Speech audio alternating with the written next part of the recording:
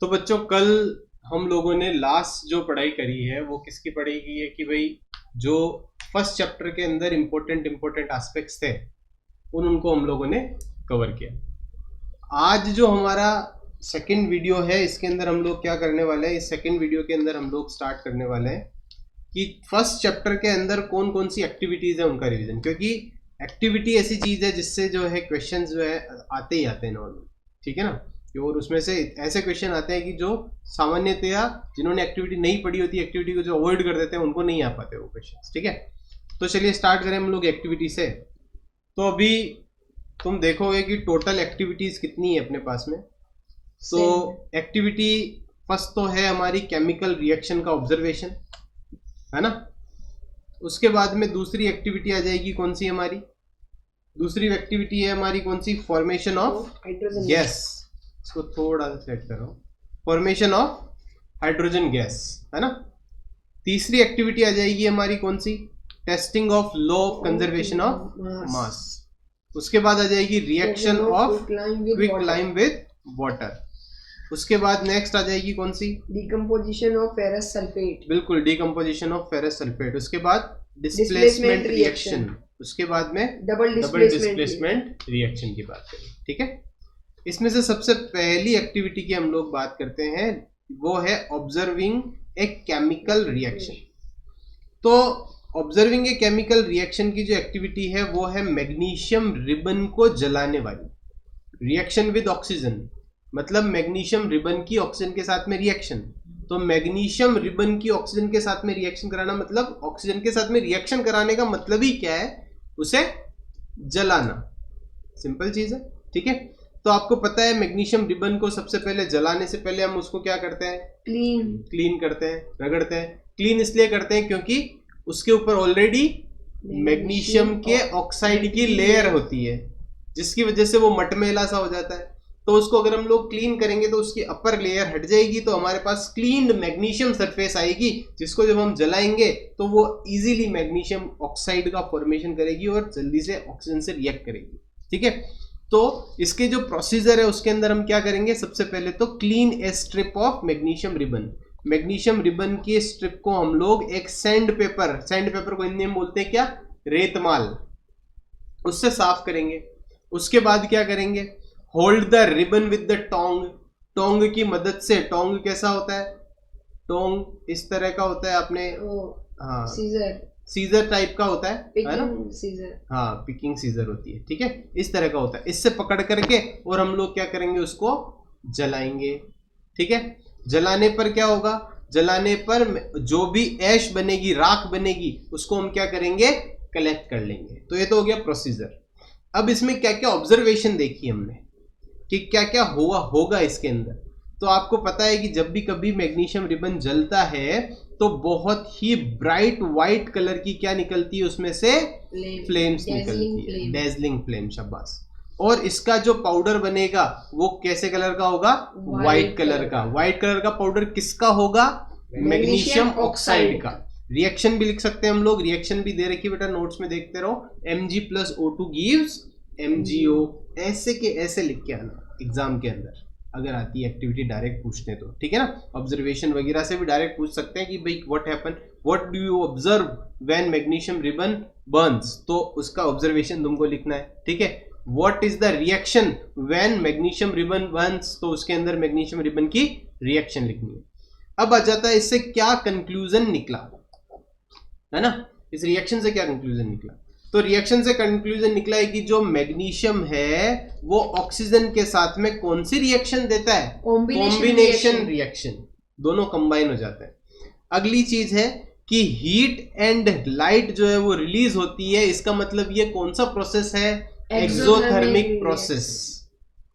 तो यहां हमने दो चीजें देखी, एक तो चेंज इन स्टेट, हालांकि रिबन भी सॉलिड है और ऐश भी सॉलिड है, पर हमारे को सॉलिड में भी क्या हुआ, एक चेंज देखने को मिला। और दूसरा हम लोगों ने क्या देखा कि यहाँ एक रिएक्शन हुई जिसमें नया सब्सटेंस फॉर्म हुआ। जो ऐश है वो क्या है, नया सब्सटेंस, तो new substance form, new substance जो बना उसका फॉर्मूला भी क्या हुआ, अलग, चेंज इन फॉर्मूला। और तीसरी चीज हम लोगों ने देखी क्या, चेंज इन टेम्परेचर।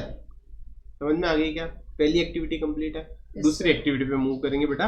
दूसरी एक्टिविटी है हमारी formation of hydrogen gas. Formation of hydrogen gas की जब हम बात करेंगे तो रिएक्शन किसके साथ है? रिएक्शन है हमारी सल्फ्यूरिक एसिड की जिंक के साथ में रिएक्शन। अब सल्फ्यूरिक एसिड, आपको पता है सल्फ्यूरिक एसिड बेटा लिक्विड होता है या सॉलिड होता है? Liquid. H2SO4 is a liquid. और लिक्विड मुझे बताओ कि डाइल्यूट है या कंसंट्रेटेड? डाइल्यूट है। डाइल्यूट का मतलब क्या होता है मेरे बच्चों? वाटर ज्यादा, एसिड कम। एसिड कम, यही नहीं, ऐसे नहीं बोलेंगे बेटा। हम ये बोलेंगे कि जिसके अंदर 99% एसिड ना हो, लेस देन 99 हो। समझ रहे हो नहीं समझ रहे हो? लेस देन 99 से ही डाइल्यूशन स्टार्ट है। मतलब अगर 100% H2SO4 है, दैट इज कंसंट्रेटेड H2SO4, है ना? या 99% से कम होता जाएगा तो इसका मतलब क्या होता जाएगा?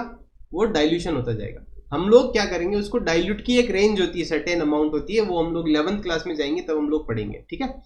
अब यहां पर क्या होगा, यहां हम क्या करेंगे, एक टेस्ट ट्यूब ले लेंगे भाई। ले ली टेस्ट ट्यूब। टेस्ट ट्यूब के अंदर हम लोग क्या करेंगे, किसको पोर करेंगे? H2SO4 डाइल्यूटेड को पोर करेंगे। अब उसके अंदर कौन से ग्रेन्यूल डालेंगे बेटा? Zinc granule. Zinc granule. Zinc granule क्या उसके, अच्छा उसके बाद में देखो क्या हो रहा है, pass the gas evolve through a soap solution. Soap solution मतलब समझ गए क्या? क्या होगा सोप सॉल्यूशन का मतलब? NaOH। नहीं, NaOH नहीं बोलेंगे अपन, ये बोलेंगे NaOH उसकी कैटेगरी जरूर है कि भाई उसमें बेस होता है, पर अपन ये बोलेंगे भाई साबुन का पानी है बेसिकली, ठीक है ना? उसके अंदर हम लोग क्या करेंगे, निकलने वाली गैस को उसमें पास करेंगे। जैसे उसके अंदर पास करेंगे, अच्छा सबसे पहले हम लोगों ने क्या ऑब्जर्व किया, जब हम लोगों ने H2SO4 के अंदर जिंक ग्रेन्यूल डाले तो हमने क्या ऑब्जर्व किया, क्या निकली उसके अंदर से? उसके अंदर क्या हुआ, एफर्विसेंस हुई, मतलब बुदबुदाहट हुई, गैस निकलती हुई दिखी, ठीक है? ये गैस जो है वो कौन सी है? Hydrogen gas. अब ये जो हाइड्रोजन गैस है, इसको हम लोग सोप सॉल्यूशन से क्यों पास कर रहे हैं? ताकि सोप सॉल्यूशन के अंदर जब वो जाएगी गैस तो थोड़ा धीरे धीरे बाहर निकलेगी, समझ गए? धीरे धीरे बाहर निकलेगी तो जैसे ही हम लोग उसके ऊपर, वैसे तो डायरेक्ट भी मैच स्टिक ले जा सकते हो, पर उसका भपका तेज आता है, पॉप साउंड का क्या होता है, भपका सा आता है ना? तो पॉप साउंड को हम लोग इससे पास करने पर, सोप सॉल्यूशन से पास करने पर, वो जो है वो लाइटली आपको दिखेगा प्रॉपर हाइड्रोजन का, है ना? तो हाइड्रोजन जब गैस निकलती है तो बर्निंग मैच स्टिक यहाँ पर ले जाएंगे, किसके ऊपर ले जाएंगे हम लोग? इस टेस्ट ट्यूब के माउथ पे भी ले जा सकते हैं या सोप सॉल्यूशन के ऊपर भी ले जा सकते हैं। तो क्या होगा वहां पर, आपको कौन सा साउंड जनरेट होगा? Pop sound. पॉप साउंड किसका इंडिकेटर है? Hydrogen gas. इस जो पूरा प्रोसेस है उसके अंदर क्या रिएक्शन इन्वॉल्व हुई, क्या रिएक्शन इन्वॉल्व हुई उसके अंदर? तो हमको पता है कि भाई जो जिंक है उसकी H2SO4 के साथ में रिएक्शन हुई तो क्या बना? ZnSO4 और हाइड्रोजन गैस। बिल्कुल याद रहेगी बेटा ये। Yes sir. ठीक है। अब ये जो हाइड्रोजन गैस, अब यहाँ पे कंक्लूजन क्या निकलेगी? एक तो हाइड्रोजन गैस निकली, अब दूसरा कंक्लूजन क्या है, कौन से टाइप की रिएक्शन है ये? Displacement reaction. कैसे है बताओ? जिंक हाइड्रोजन को डिस्प्लेस कर रहा है। शाबाश। जिंक जो है वो ज्यादा रिएक्टिव है, वो हाइड्रोजन को डिस्प्लेस करके बाहर निकाल दे रहा है और अंदर बैठ जा रहा है, ठीक है? दो एक्टिविटी होगी, दोनों एक्टिविटी याद होगी बेटा? Yes sir. समझ में आ गई बेटा? यस। ठीक है, तीसरी एक्टिविटी पे चलेंगे हम लोग। तीसरी एक्टिविटी है testing of law of conservation of मास। अच्छी। इस एक्टिविटी के अंदर क्या कर रहे हैं हम लोग? इसके अंदर हम लोग कर रहे हैं, हम ऑब्जर्व करेंगे मास को ड्यूरिंग ए केमिकल रिएक्शन, कि भाई प्रोडक्ट का मास और रिएक्टेंट का मास जो है वो बराबर होगा या नहीं होगा, ठीक है? इसके अंदर प्रोसीजर क्या होगा? प्रोसीजर में हम लोग एक बीकर लेंगे। बीकर को बीकर क्यों बोलते हैं बेटा? वो उसके आगे की तरफ बीक होती है। बीक होती है, बिल्कुल चोंच टाइप होती है। शाबाश। इसके अंदर हम लोगों ने क्या डाल दिया रे बेटा? BaCl2 का सोल्यूशन डाल दिया, है ना? और इसको एक्वस लिखेंगे क्या या एल्कोहलिक लिखेंगे रे? सॉल्यूशन को एक्वस लिखते हैं, एक्वस। शाबाश। उसके बाद में दूसरा बीकर लिया, उसके अंदर क्या कर दिया हम लोगों ने? सोडियम सल्फेट डाल दिया, Na2SO4। अब हम लोगों ने क्या किया, दोनों बीकर को मिक्स कर दिया, तो मिक्स करने पर हमारी रिएक्शन हुई, ठीक है। अब सुनो, BaCl2 का सॉल्यूशन भी कैसा, एक्वस, और कैसा, कलर कैसा, ट्रांसपेरेंट। अपन लोगों ने एक्टिविटी देखी है, जब अपन ने शुरू में पढ़ा है, वीडियो देखा है अपन ने उसका। उसके बाद में Na2SO4 का सॉल्यूशन कैसा, ट्रांसपेरेंट। जब दोनों को मिलाया तो क्या बना, व्हाइट कलर का प्रेसिपिटेट।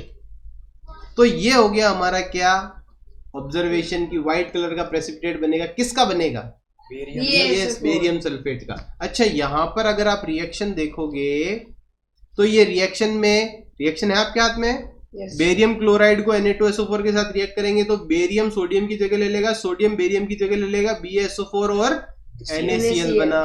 अब ये BaSO4 और NaCl जो है, अगर आप उसको देखोगे तो आप क्या मुझे बता सकते हो कि ये रिएक्शन कौन से टाइप की है, डबल डिस्प्लेसमेंट रिएक्शन। बेटा ये रिएक्शन भी याद होनी चाहिए, जैसे अपन ने कल बात करी थी ना, अभी आपको हर एक की कोई ना कोई रिएक्शन याद होनी चाहिए, है ना, उसमें ये अपने को याद रखना important. It is also called precipitate reaction. It is also called precipitate reaction. मतलब ये हुआ कि हमने ये भी ऑब्जर्व कर लिया कि किसी भी रिएक्शन के अंदर इस तरह का अनसोल्यूबल सब्सटेंस बच जाता है, ठीक है क्या, बहुत बढ़िया। तो यहां पर हम लोगों ने बोला कि भाई ये व्हाइट प्रेसिपिटेट बनेगा। दूसरी बात, अब हम लोगों ने क्या किया, जब मिक्सचर को पहले लिया था ना, उसका मास पहले वजन तोल लो, और जो रिएक्शन हुई उसके बाद में भी वजन तोल लो, मास तोल लो। तोलने के से क्या होगा, उसके वेट में कोई कमी नहीं आएगी। जब वेट में कोई कमी नहीं आएगी, इससे पता पड़ता है कि रिएक्टेंट का मास और प्रोडक्ट का मास दोनों क्या हुए, इक्वल हुए। अब लॉ ऑफ कंजर्वेशन ऑफ मास क्या कहता है, mass neither be created nor be destroyed during a chemical reaction, ठीक है क्या, समझ में आ गया क्या, आगे बढ़ जाए क्या। एक्टिविटी नंबर 4, एक्टिविटी नंबर 4 कौन सी है बेटा, reaction of quicklime with water. Reaction of quicklime with water, ठीक है। अब मुझे बताओ क्विकलाइम का मतलब क्या हुआ, कैल्शियम ऑक्साइड, हिंदी में चूना पानी, चूना, नहीं, क्विकलाइम चूना, सिंपल है भाई, हिंदी वाले बच्चों के लिए क्या हुआ, चूना मतलब हुआ कैल्शियम ऑक्साइड। कैल्शियम ऑक्साइड का मैं वापस बता दूं, कैल्शियम ऑक्साइड की वाटर के साथ जो रिएक्शन है, वो रिएक्शन हम लोग कब देखते हैं, जब हमारे घर पे क्या होता है,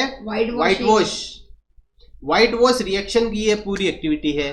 तो व्हाइट वॉशिंग होती है, जब मैंने आपको बताया था कि जो हमारा पेंटर होता है वो चूने का कट्टा लाता है, फिर उसको एक ड्रम के अंदर पानी भर के उसमें थोड़ी नील डाल करके और ये चूना डाल करके मिला करके चला जाता है, अगले दिन आता है।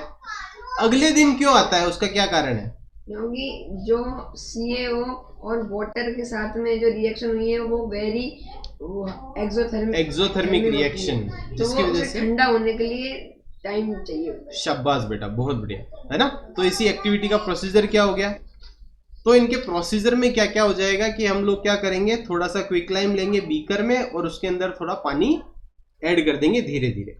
उसके बाद में ऑब्जर्व करेंगे हम लोग कि जो क्विकलाइम है वो वाटर के साथ में बहुत ही विग्रसली रिएक्शन करता है, ऐसा बुदबुदाहटदार रिएक्शन होती है, ठीक है ना।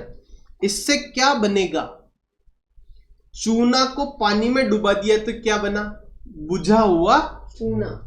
बुझे हुए चूने को हम लोग बोलते हैं कौन सा lime, slaked lime. Slaked lime that is CaOH whole twice. बताओ कोई प्रॉब्लम, समझ में नहीं आया तो बताओ, है ना। क्विक लाइम से बनता है स्लैग्ड लाइम। स्लैग्ड लाइम हुआ CaOH होल ट्वाइस। रिएक्शन भी हमारे पास में सामने ही है, रिएक्शन भी कर सकते हैं अपन, ठीक है। अब आ गया हमारे पास में कंक्लूजन। क्या कंक्लूजन निकला, तो हमको पता पड़ गया कि क्विकलाइम की वाटर के साथ रिएक्शन कैसी होती है, एक्सोथर्मिक रिएक्शन, ठीक है। और क्या बनता है, slaked lime as a product, ठीक। आ जाए एक्टिविटी नंबर, अभी मैं इसको आगे और पढ़ाता पर बेटा रिवीजन में अब इससे ज्यादा स्लो नहीं पढ़ा सकते ना, इसमें और भी बातें भी, और क्या होगा फर्दर, है ना।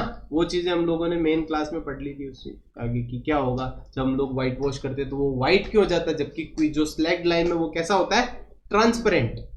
व्हाइट क्यों हो जाता है, उसकी बात भी हम लोग करेंगे कि उसमें कैल्शियम ऑक्साइड वगैरह बनता है, वो भी पर उसको आगे, है ना। आगे देखो बेटा, एक्टिविटी नंबर 1.5। एक्टिविटी नंबर 1.5 किसकी है? Decomposition of ferrous sulphate.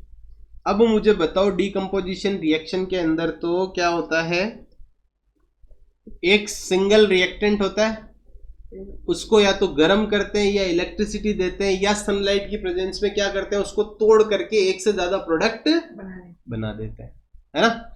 तो हमारे पास में आ गया थर्मल डिकम्पोजिशन है, ये थर्मल डिकम्पोजिशन। थर्मल डिकम्पोजिशन का मतलब क्या हुआ? हीट दे करके तोड़ रहे हैं, ठीक है।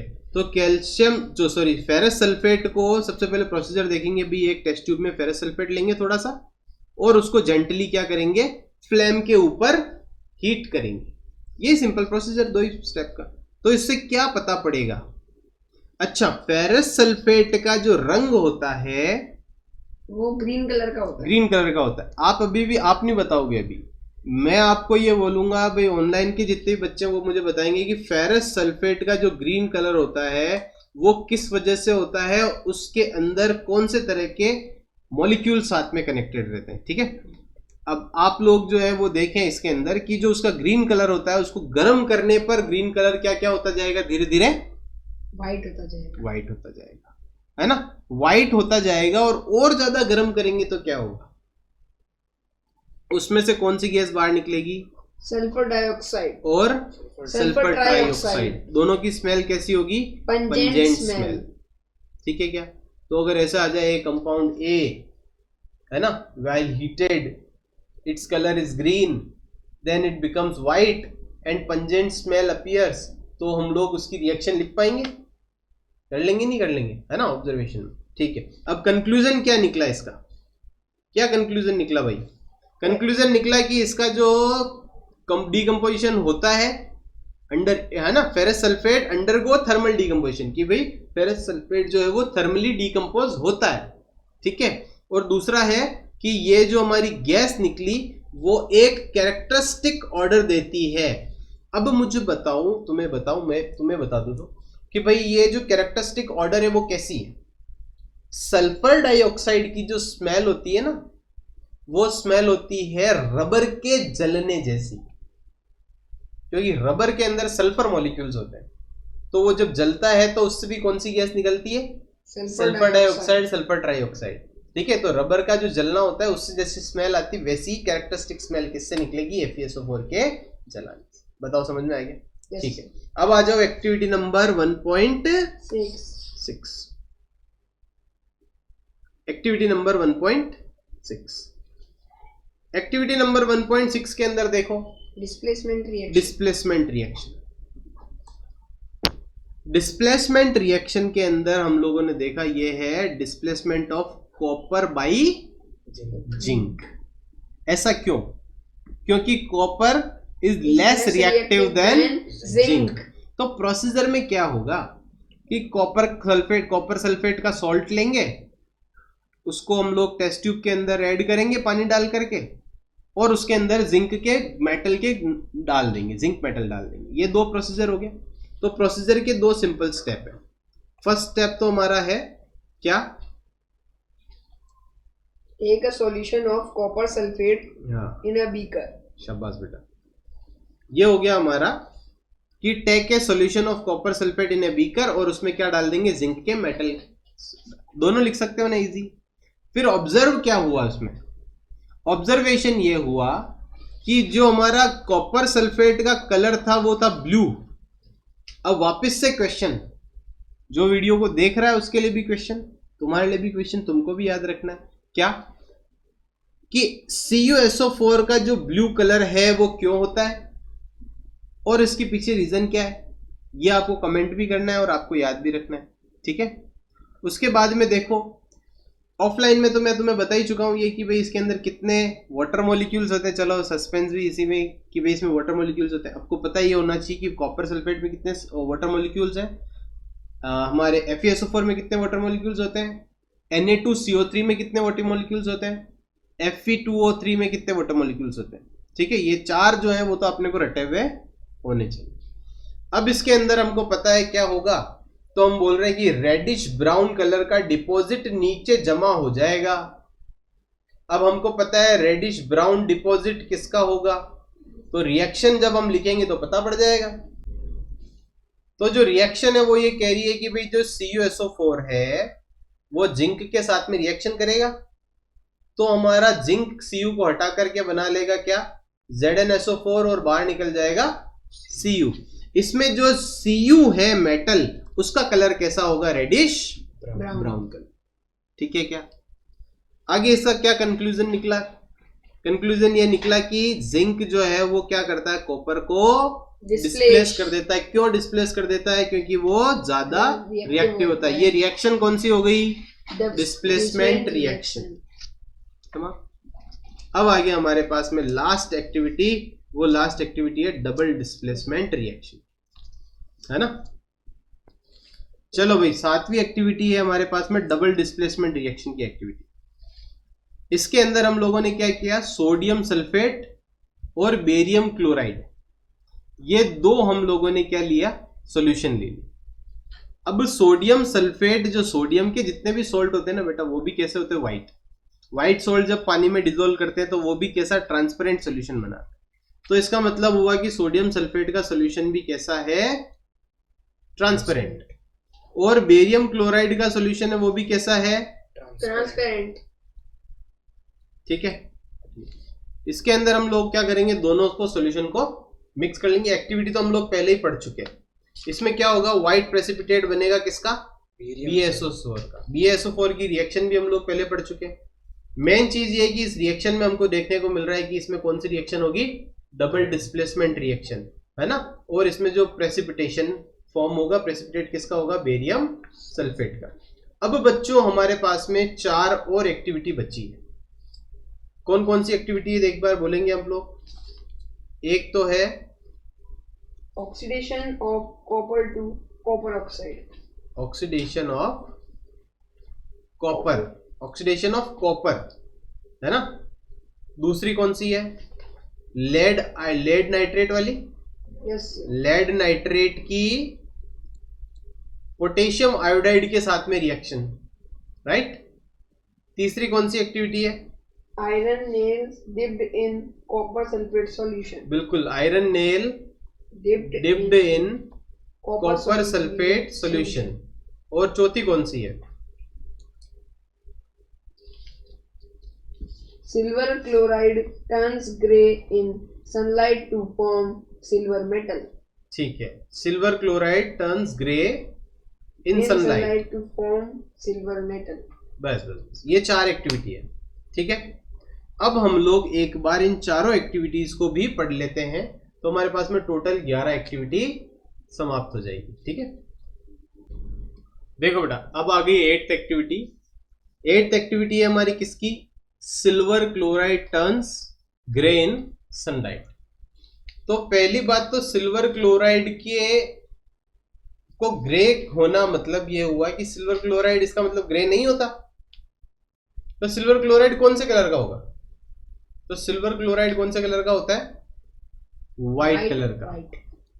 व्हाइट कलर का कौन है, सिल्वर क्लोराइड। सिल्वर क्लोराइड को जब हम लोग सनलाइट की प्रेजेंस में रखते हैं तो होगा क्या, सिल्वर अलग हो जाएगी और क्लोरीन गैस उड़ के बाहर निकल जाएगी। क्लोरीन गैस होती है, तो क्लोरीन गैस के आगे जी लिख करके भैया ऊपर वाला एरो लगाऊं, नीचे वाला एरो लगाऊं, ऊपर वाला, शाबाश, अपसाइड एरो लग जाएगा। सॉलिड, अच्छा सिल्वर क्या होती, सॉलिड होती, लिक्विड होती, गैस होती, सॉलिड। तो यहाँ पे क्या लिख दूं मैं, S। और AgCl के आगे भी क्या लिख दें हम लोग, S। ठीक है, अब यहां हम लोग क्या करेंगे, इस हमारा ऑब्जेक्टिव क्या है, फोटोकेमिकल डिकम्पोजिशन करना, किसका, silver chloride. So to observe the photochemical decomposition of silver chloride, ये हमारा हो जाएगा क्या, ऑब्जेक्टिव, है ना। उसके बाद में प्रोसीजर में जब हम लोग आएंगे तो प्रोसीजर में क्या करेंगे, एक वॉच ग्लास लेंगे, वॉच ग्लास के ऊपर क्या करेंगे हम लोग, सिल्वर क्लोराइड रखेंगे, फिर क्या करेंगे 5 मिनट के लिए 10 मिनट के लिए उसको सनलाइट में ले जाके छोड़ देंगे। तो क्या होगा, हम लोग क्या करेंगे, चेंज होगा कलर में, उसको ऑब्जर्व करेंगे। तो हम लोग देखेंगे क्या ऑब्जर्वेशन हुआ, तो हम देखेंगे कि जो सिल्वर क्लोराइड है वो व्हाइट से क्या हो गया, ग्रे हो गया। इसकी केमिकल रिएक्शन हम लोगों ने शुरू में देख ली। इससे क्या कंक्लूजन निकला, कंक्लूजन ये निकला कि जो सिल्वर क्लोराइड है वो फोटोकेमिकल रिएक्शन देगा और वो डिकम्पोज होकर के ब्रेक डाउन हो जाता है। ठीक है क्या? आगे reaction number activity number 9। Activity number 9 क्या कह रही है? Heating of lead nitrate. Lead nitrate का फॉर्मूला क्या होता है बेटा? Pb पे +2 होता है, NO3 पे माइनस, तो क्रॉस मल्टीप्लाई करेंगे तो फॉर्मूला बनेगा PbNO3 होल ट्वाइस। PbNO3 का कलर कैसा होता है? तो PbNO3 का कलर कैसा होता है? व्हाइट कलर के क्रिस्टल्स होते हैं। तो हम लोग क्या करेंगे? सबसे पहले हम लेड नाइट्रेट को लेंगे, लेड नाइट्रेट को किस में डाल देंगे? टेस्ट ट्यूब में। फिर क्या करेंगे? धीरे धीरे उसको बुनसन बर्नर के ऊपर गर्म करेंगे। गर्म करने पर क्या होगा? जो भी गैस वगैरह या चेंज होंगे उसको ऑब्जर्व करेंगे। ठीक है, ये ऑब्जर्वेशन क्या हुई? प्रोसीजर तो मैंने बता दिया। ऑब्जर्वेशन क्या हुई? तो हमको पता है कि भाई जो लेड नाइट्रेट है वो कन्वर्ट होकर के क्या बना दिया उसने? Lead oxide. लेड ऑक्साइड का कौन सा कलर होता है बेटा? लेड ऑक्साइड का कलर होता है क्या? Yellow colour. क्या कलर होगा?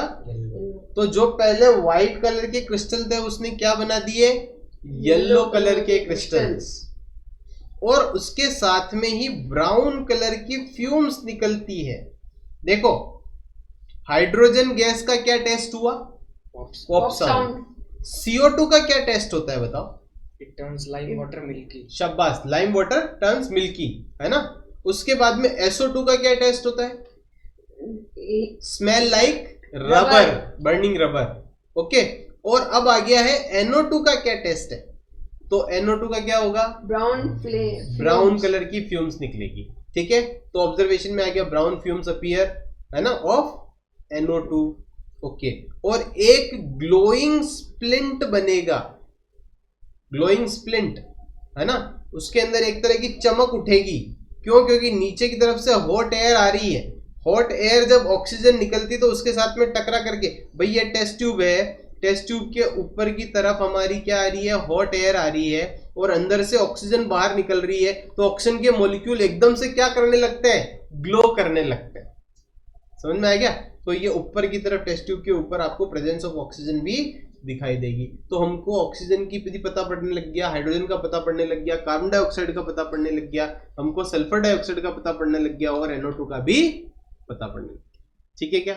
केमिकल रिएक्शन क्या होगी? PbNO3 होल ट्वाइस टूटेगा, PbO NO2 और O2 बनाएगा। ठीक है, बैलेंस आप कर सकते हो इसको। ओके, अब इसका इन्फ्रेंस क्या रहा? कंक्लूजन क्या रहा? कंक्लूजन ये रहा कि भाई जो लेड नाइट्रेट है वो थर्मली डिकम्पोज हो जाता है। थर्मली डिकम्पोज होकर के क्या बनाता है? लेड ऑक्साइड, NO2 और ऑक्सीजन। ठीक है, आगे एक्टिविटी नंबर 10। 10th एक्टिविटी क्या बोलती है? 10th एक्टिविटी है किसकी? आयरन नेल को कॉपर सल्फेट सॉल्यूशन में डिप करो। बहुत जरूरी, मतलब एग्जाम के अंदर कोई एक्टिविटी आए ना आए, ये एक्टिविटी तो ऐसी कि हर दूसरे तीसरे साल में दे ही देते। इसके अंदर क्या करना है? ऑब्जेक्टिव क्या है इसका? डिस्प्लेसमेंट रिएक्शन ऑब्जेक्टिव है, to observe a displacement reaction. इसके अंदर हम लोग को क्या क्या चीजों की जरूरत है? एक तो आयरन नेल चाहिए, कॉपर सल्फेट का सॉल्यूशन चाहिए। कॉपर सल्फेट के सॉल्यूशन का कलर क्या होता है? ब्लू। बीकर चाहिए, या टेस्ट ट्यूब में भी देख सकते हो, बीकर में ज्यादा अच्छे से दिखाई देगा, थोड़ा छोटा छोटा दिखाई देगा। और एक चाहिए सैंड पेपर। सैंड पेपर से सबसे पहले क्या करो? आयरन नेल को रगड़ करके साफ कर लो। प्रोसीजर का पहला पार्ट, आयरन नेल के ऊपर हम लोग सैंड पेपर रगड़ेंगे जिससे उसके ऊपर का पहले से ही जो कोटिंग वगैरह हो वो हट जाए। और जो सिल्वर नेल है, सॉरी आयरन नेल है, आयरन नेल को डाल देंगे हम किसमें? कॉपर सल्फेट के सॉल्यूशन में। कॉपर सल्फेट का सॉल्यूशन कौन सा कलर का था तुमने बताया? ब्लू कलर का कॉपर सल्फेट का सॉल्यूशन। ये कॉपर सल्फेट का सॉल्यूशन है, इसको हमने इसमें डाला।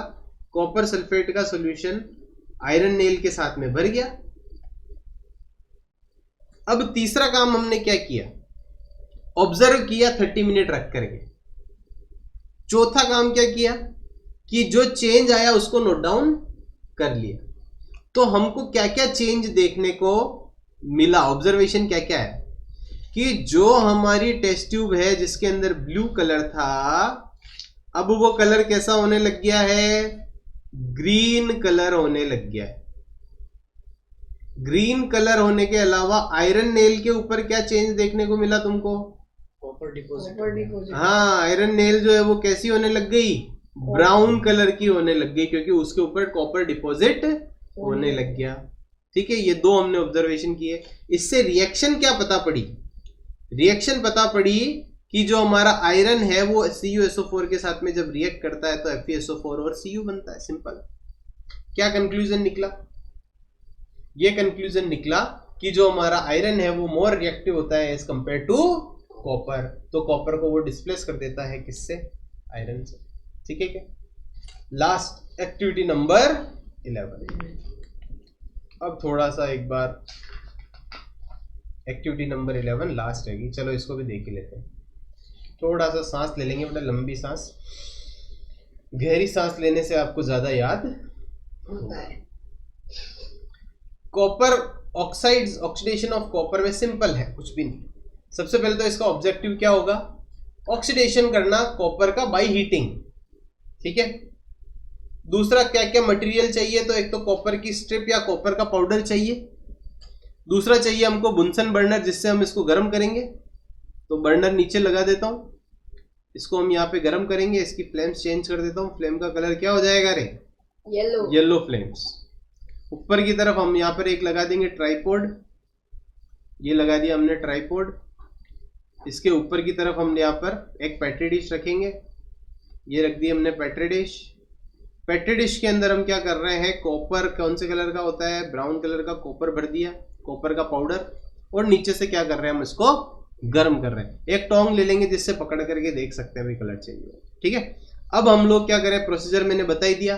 प्रोसीजर में सबसे पहले हम क्या करेंगे, कॉपर की स्ट्रिप जो है उसको हम लोग थोड़ा सा साफ कॉपर की स्ट्रिप ले लेंगे, उसको क्या करेंगे, डाल देंगे किसके अंदर, पेट्री डिश में। उसके बाद में नीचे की तरफ क्या करेंगे, हम लोग एक बुनसन बर्नर लगाएंगे और उसको गर्म करेंगे। गर्म करके हम लोग कलर ऑब्जर्व करेंगे कि कॉपर की जो ये पाउडर है इसका कलर में क्या चेंज आया। ठीक है, तो हम देखेंगे कि इसके अंदर कलर में जो चेंज आता है वो क्या होता है, ये जितनी भी कॉपर की जो हमारा पाउडर है ना, ये ब्राउन कलर से कैसा हो जाता है, ब्लैक कलर का। कैसा हो जाएगा, ब्लैक कलर का। क्यों होगा, क्योंकि कॉपर ऑक्सीजन से रिएक्ट करके क्या बना लेगी, कॉपर ऑक्साइड। कॉपर ऑक्साइड बनने की वजह से इसका कलर कैसा हो जाएगा, ब्लैक। इससे क्या पता पड़ता है, इससे क्या कंक्लूजन निकला, तो कंक्लूजन ये निकला, यहां हमें एक ऑक्सीडेशन रिएक्शन देखने को मिली कॉपर की। जब कॉपर ऑक्सीजन से रिएक्ट करता है तो क्या बनता है, कॉपर ऑक्साइड। बताओ भैया, ये पूरी की पूरी जो पहले चैप्टर की एक्टिविटीज है आपको समझ में आ गई? कोई भी प्रॉब्लम, कोई शंका, समाधान? अगर कुछ भी हो तो बोल देना। और जितनी भी हमारी प्रैक्टिस एक्सरसाइज है वो एप्लीकेशन के ऊपर हमारे कोर्स के अंदर प्रेजेंट है, तो वहां जाकर के आप एप्लीकेशन डाउनलोड करके वहां से भी ले सकते हो। बहुत बहुत धन्यवाद, आपका दिन शुभ हो।